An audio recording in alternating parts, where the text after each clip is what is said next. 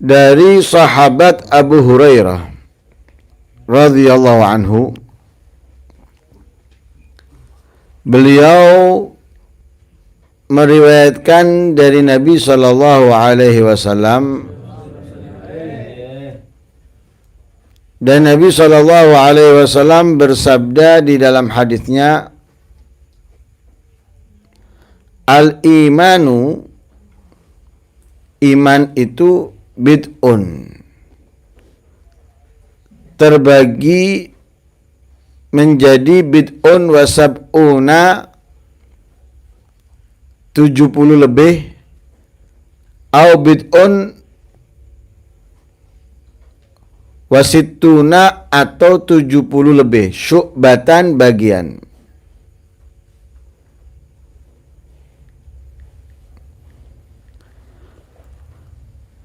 Fa'afdaluha, maka paling afdalnya 70 lebih atau 60 lebih bagian dari keimanan, qaulu, ucapan la ilaha illallah, yaitu ucapan la ilaha illallah. Wa adnaha, yang paling rendah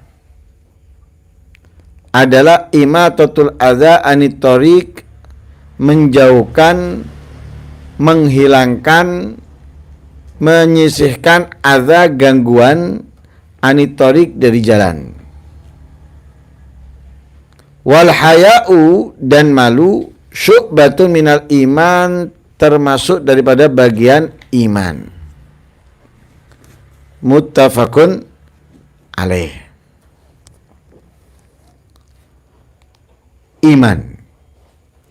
Iman itu termasuk salah satu daripada rukun agama. Rukun agama ada 3. Yang pertama adalah al-iman, iman. Yang kedua al-islam. Dan yang ketiga adalah al-ihsan.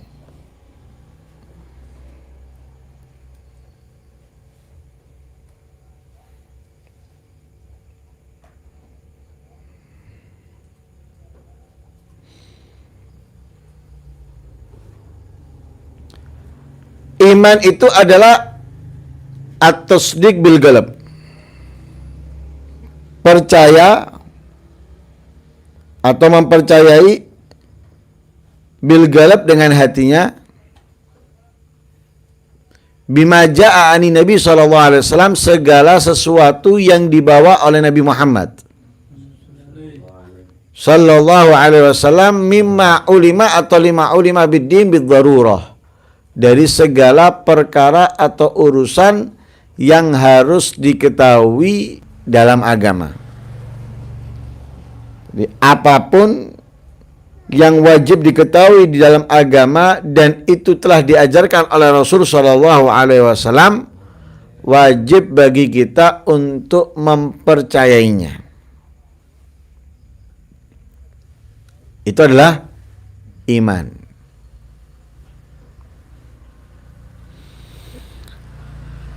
Lah, iman itu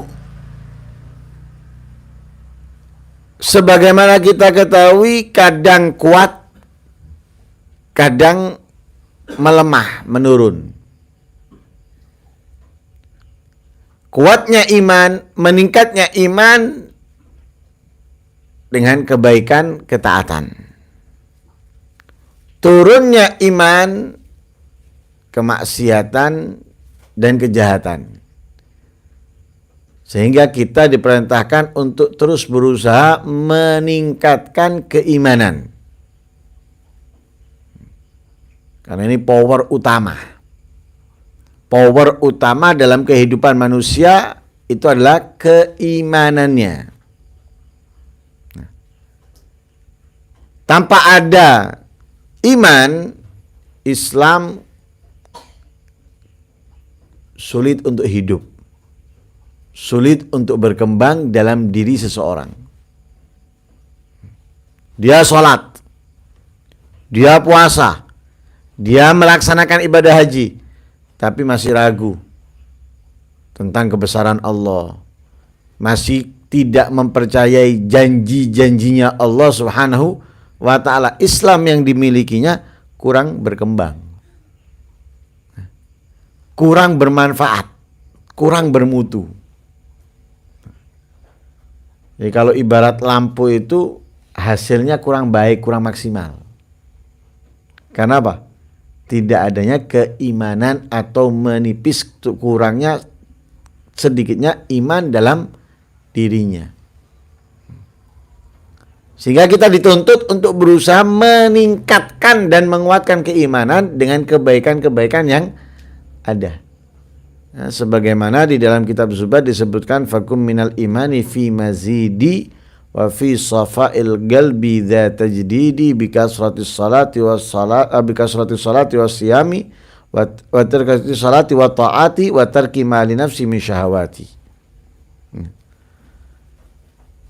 Selalulah menjadi orang yang menambah keimanan, juga membersihkan hati dari segala macam kotorannya.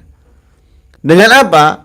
Dengan memperbanyak sholat, memperbanyak ketaatan, kebaikan, meninggalkan syahwat, nafsu, dan yang lain sebagainya. Nah, itu yang dapat menguatkan keimanan. Lah,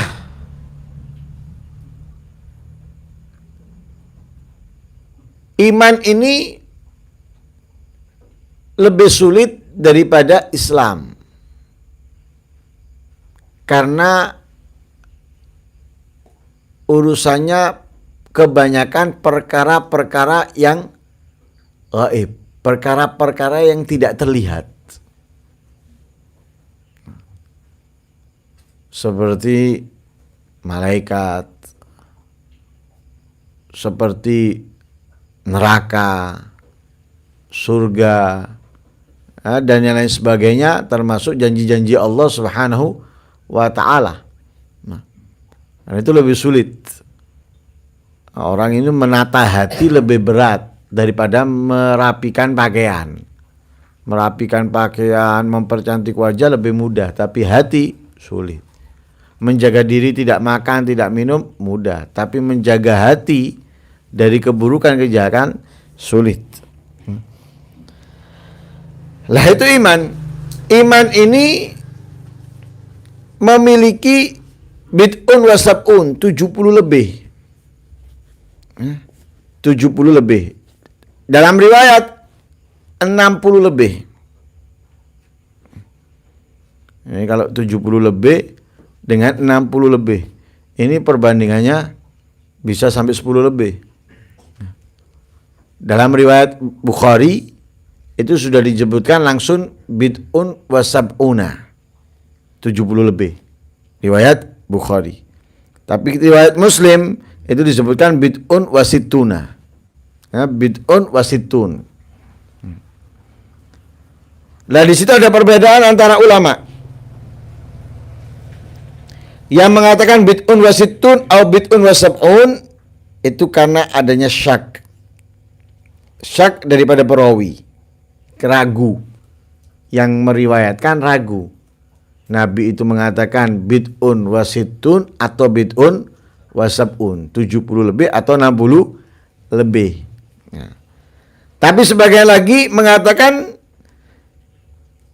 bid'un wa sittun itu diucapkan,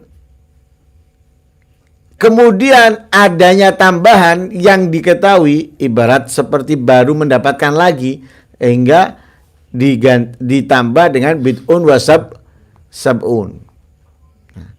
Bid'un wa sab'un.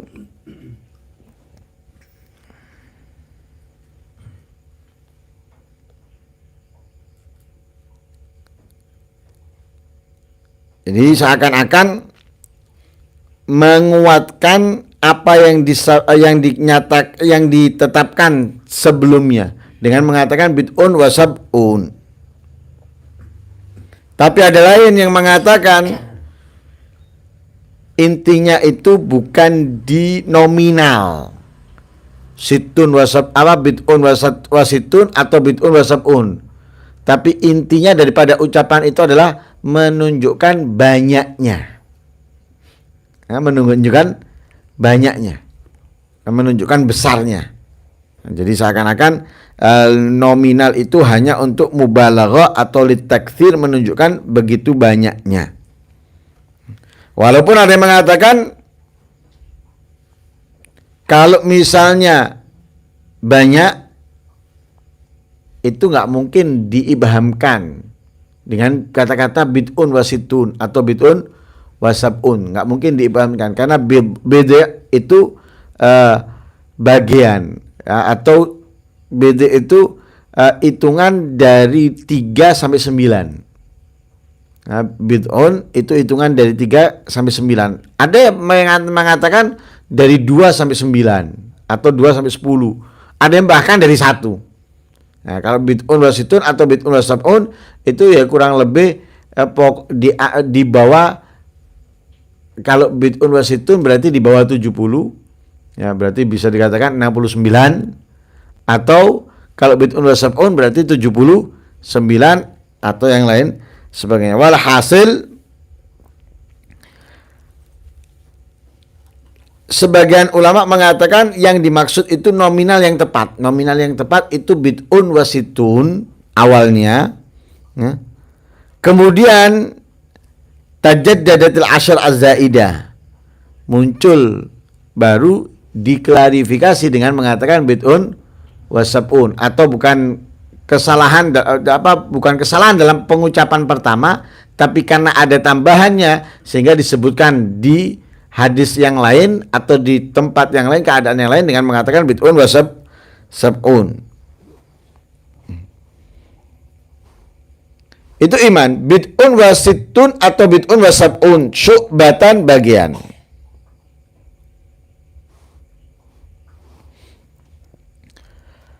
Fa'afdaluha, maka paling utamanya, paling utama bagian daripada iman atau syu'bah minal iman itu adalah gaulu la ilaha illallah. Ucapan la ilaha illallah. Ini menunjukkan bahwasanya apa?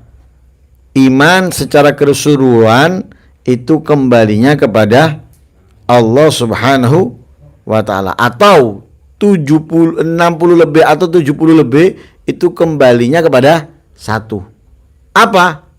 Yaitu menyempurnakan diri, menjalankan apa yang diwajibkan oleh Allah Subhanahu wa ta'ala demi memperbagus, memperindah tempat kembalinya, yaitu Allah Subhanahu wa ta'ala. Jadi ucapan la ilaha illallah itu adalah mengembalikan diri kita kepada Allah dengan kesempurnaan dari menjalankan kewajiban-kewajiban serta menjauhi larangan-larangan. Artinya Allah memberikan kesempurnaannya kepada kita, memberikan kenikmatannya kepada kita. Lah kita diperintahkan untuk kembali dengan kesempurnaan. Nah, seperti kita minjem barang. Jangan sampai minjem barang kemudian kembali kopel, rusak, atau tadi nggak buntu jadi buntu, yang tadinya kena nggak kena. Lah ini jangan sampai kembali ya seperti kita minjem. Lah Allah memberikan kepada kita kenikmatan-kenikmatannya. Mata, penglihatan, pendengaran dan lain sebagainya. Ini kenikmatan-kenikmatan. Jangan sampai kita kembali membawa pemberiannya Allah, kenikmatan Allah ini rusak semuanya. Karena kemaksiatan, karena kejahatan, karena keburukan yang kita lakukan. Tidak. Tapi justru apa? Harus kembali dengan baik. Itu arti la ilaha illallah. Jadi arti la ilaha illallah itu adalah takmilun nafsi ala wajhin yusli ma'asyahu wa yasin ma'adah. Lah itu semuanya dengan apa? Meyakini atau mempercayai Allah Subhanahu wa ta'ala serta menjalankan perintahnya, menjauhi larangannya dengan istiqomah. Nah, dengan itu Nabi SAW ketika datang seorang sahabat yang minta diwasiati oleh Rasulullah untuk meminta sesuatu yang dia tidak akan bakal tanya kepada yang lain, dan jawaban itu cukup bagi dia, ya itu apa katanya Rasulullah? Qul amantu billahi tsumas taqim.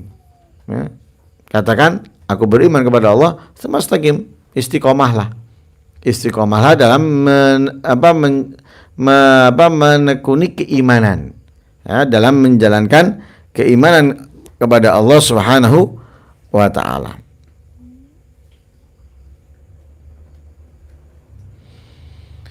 Kemudian wa adnaha, dan paling rendahnya, ya, paling rendahnya daripada syu'bah, bagian daripada keimanan itu adalah imatatul adza, yaitu menjauhkan adza, gangguan, anitorik, daripada jalan.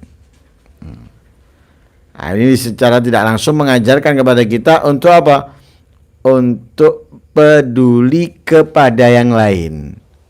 Jadi bukan hanya fokus kepada dirinya sendiri dalam setiap harinya, tapi juga ada waktu yang dia memerhatikan dan mementingkan orang lain. Imatatul adza anitorik, buat siapa? Bukan buat hanya dia, tapi juga untuk orang lain. Dia kelihatan, dia membiarkan dia bisa selamat karena dia melihat.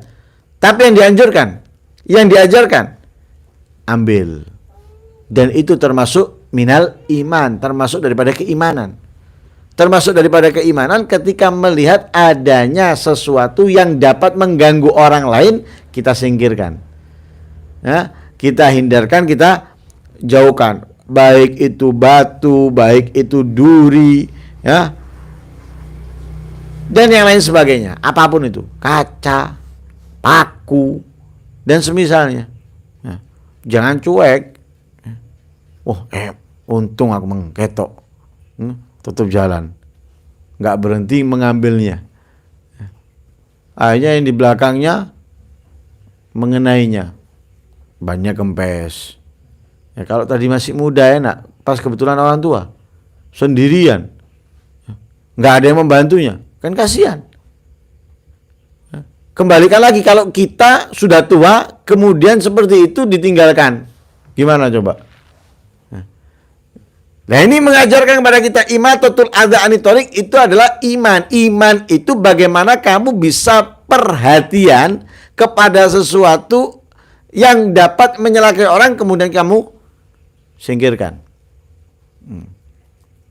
Apapun itu. Makanya kalau kita lihat Khidir alaihissalam, ngelihat rumahnya mau rubuh, dibenarkan. Kenapa? Ini dapat mengganggu. Mengganggu siapa? Pemiliknya, mengganggu yang lain.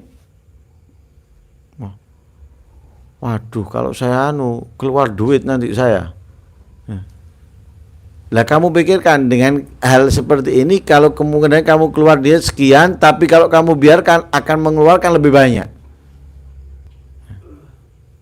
Walaupun duit kamu yang keluar saat itu, tapi dengan lebih banyaknya keluar punyanya yang lain, dan itu adalah masih saudara kita, keluarga kita, atau sesama muslim, maka itu lebih afdal dan pahala yang kamu miliki akan lebih besar. Ya. Karena itu diajarkan minal iman itu adalah imatatul adza, menjauhkan segala sesuatu yang mengganggu jalannya orang muslim, khususnya ataupun orang-orang, ya, manusia pada umumnya.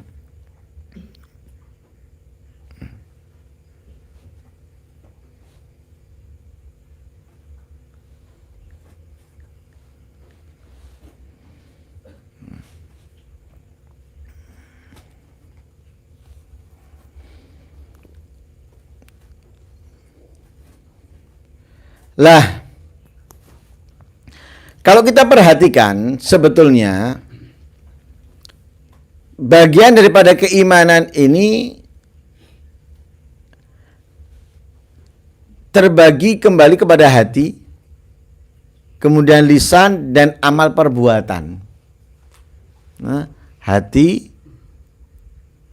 lisan, dan amal perbuatan. Dan itu adalah iman. Iman itu adalah apa? apa? Al-amal ya apa tuh? At-tasdiq bil lisan wal amal bil arkan atau bil janan. Iman itu adalah mempercayai dengan lisan, ya, apa? Al-iqrar at-tasdiqu bil qalbi wal iqraru bil lisan wal amal bil arkan atau bil janan. Ya. Jadi hatinya mempercayai, lisannya mengakui apa yang dia percayai dalam hatinya, kemudian diiringi dengan perbuatan. Nah, sehingga syu'bah minal iman yang bid'un wasitun atau bid'un wasab'un ini menyeluruh.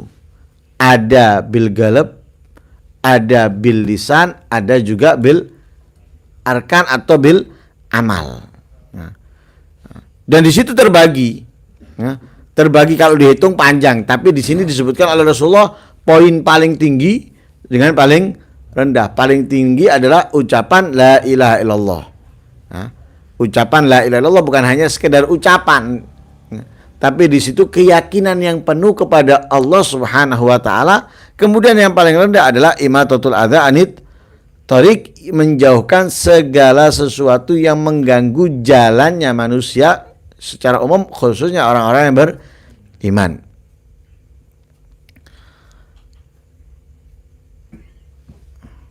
Kemudian wal haya'u minal iman. Wal haya' syu'bah minal iman, dan haya, malu, rasa malu itu bagian daripada keimanan.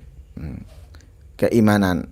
Haya di situ bukan seperti haya dalam kehidupan kita ya, kita mengucapkan malu-malu, isin-isin, bukan. Ya. Isin atau malu dalam syariat atau dalam agama yang disebutkan oleh Rasulullah minal iman atau syu'bah minal iman, itu yang dapat membangkitkan dia merubah dirinya menjadi lebih baik. Itu malu.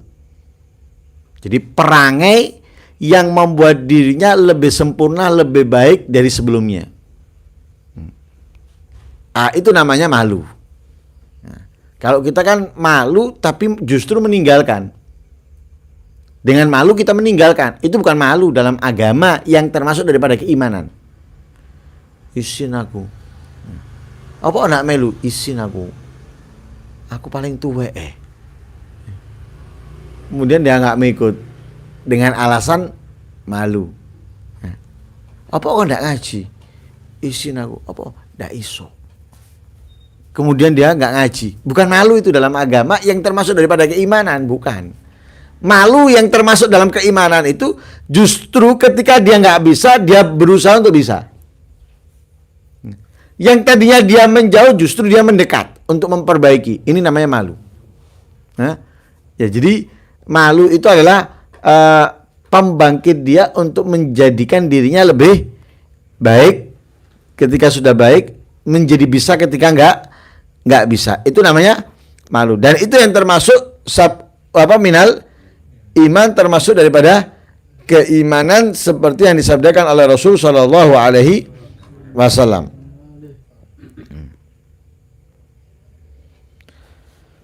Lah, kenapa kok termasuk daripada keimanan? Ya, karena orang yang malu, dia tidak akan mau menggunakan kenikmatan yang diberikan Allah untuk kemaksiatan. Apalagi dia mengetahui bahwa dia mendapatkan besar dan banyak kenikmatan dari Allah. Nah, kalau ada orang ngasih kita, memberikan sesuatu kepada kita, sekali atau dua kali kita sudah sungkan. Kalau kita bersama dia kemudian merusak barangnya, sungkan, malu. Kenapa? Karena orang yang memilikinya sering memberi kita. Apalagi Allah, coba. Berapa kenikmatan Allah kita dapatkan. Kemudian kita lalaikan begitu saja pemberiannya Allah. Lah ini orang yang nggak punya malu. Tapi orang yang punya malu enggak. Dia akan menyadari betapa besar kenikmatan yang telah diberikan Allah kepadaku, sehingga dia akan berusaha untuk menjadikan kenikmatan-kenikmatan itu menjalankan kebaikan, ketaatan kepada Allah Subhanahu wa taala. Jadi malu itu seperti orang yang mengajak dia untuk menjalankan kebaikan.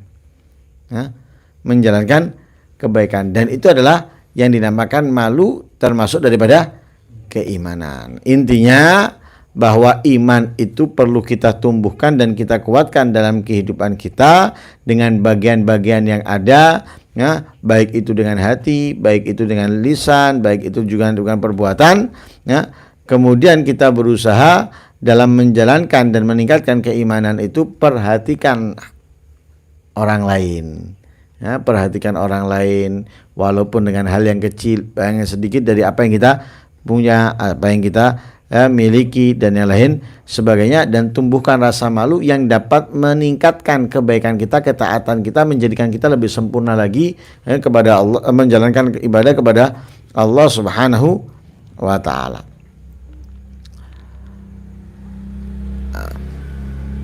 Mudah-mudahan Allah Subhanahu wa taala menguatkan keimanan kita, ya, mengabadikan keimanan dalam hati kita sehingga kita meninggal dalam keadaan husnul khatimah, membawa iman kepada Allah dengan keimanan yang kuat, keimanan yang indah.